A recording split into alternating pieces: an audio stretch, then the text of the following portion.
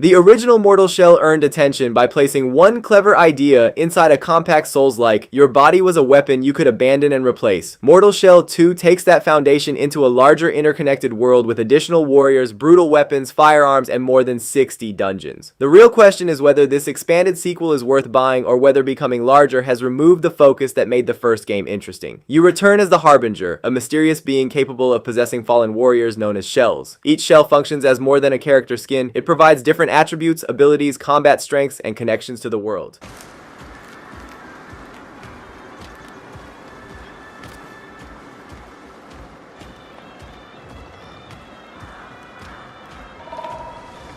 Go on ahead. I need a few more flowers before I can join the others.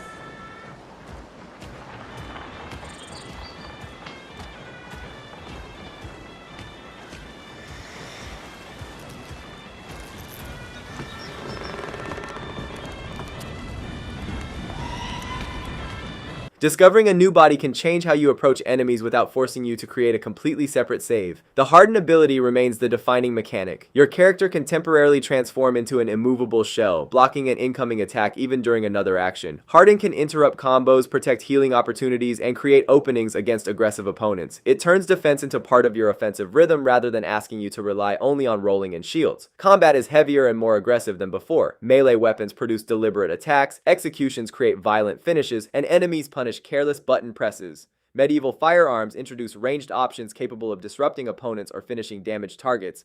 These tools expand the available builds without turning the experience into a conventional shooter.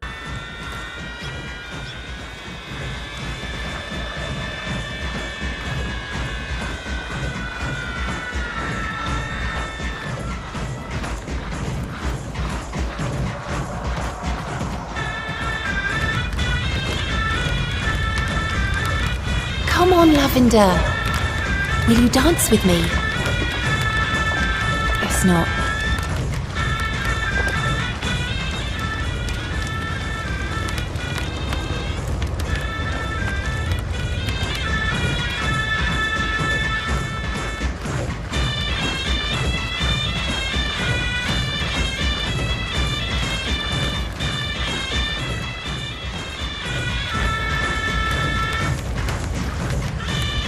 Shell and weapon combinations give progression additional flexibility. A defensive warrior may support slower equipment and deliberate hardened timing, while another shell can reward mobility or sustained aggression. Upgrades encourage specialization, but experimentation remains important because different enemies and bosses punish different habits. The interconnected open world represents the largest change. Instead of moving through a relatively small collection of areas, you can explore a much broader ruined landscape filled with hidden routes, optional encounters, settlements, and more than 60 dungeons. Greater freedom makes discovery more rewarding, although it also introduces the risk of uneven pacing and repeated environmental structures. Boss design is central to the experience. Large creatures, corrupted warriors, and grotesque false gods test positioning, timing, and knowledge of each moveset. The strongest battles create a clear rhythm between attacking, hardening, repositioning, and using ranged tools. Difficulty remains high, but successful encounters generally feel earned rather than dependent on inflated enemy health. The open beta demonstrated substantial improvement over the first game, particularly in movement, combat responsiveness, and environmental scale. It also revealed areas that may still require refinement. Camera behavior, enemy tracking, performance, and balance can become inconsistent during busy encounters. The developers have used beta feedback to make changes, but the complete launch will determine whether those improvements reach every region. It's time to claim Monsieur. This night, Haros. He was once like any mortal, driven by the illusion of self. Now he's pure, a vessel to be filled with purpose. Your purpose. Visually, Mortal Shell 2 commits to an oppressive dark fantasy identity. Decaying architecture, grotesque creatures, ruined landscapes, and detailed armor create a world that is beautiful in an intentionally unpleasant way.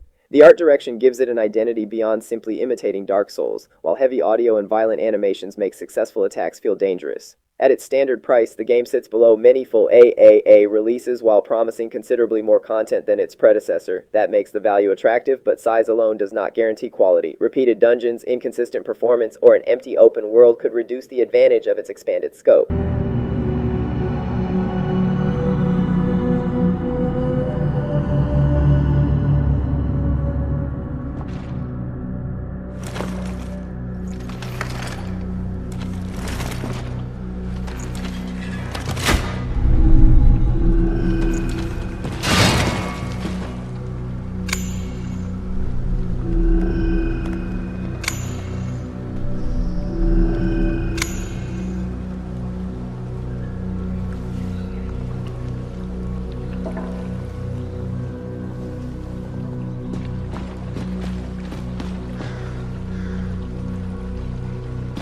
Do not mourn.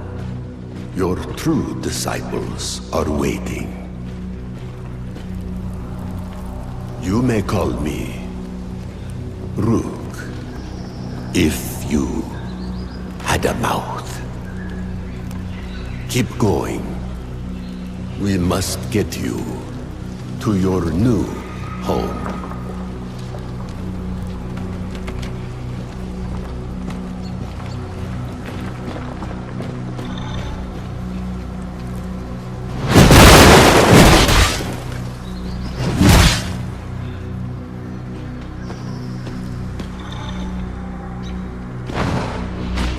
Now we can answer the question, is Mortal Shell 2 worth buying? Yes, for Souls-like players who enjoyed the hardened mechanic and wanted the original game to become larger, faster, and more flexible. Additional shells, broader weapon choices, firearms, interconnected exploration, and dozens of dungeons make this a genuine sequel rather than a minor upgrade.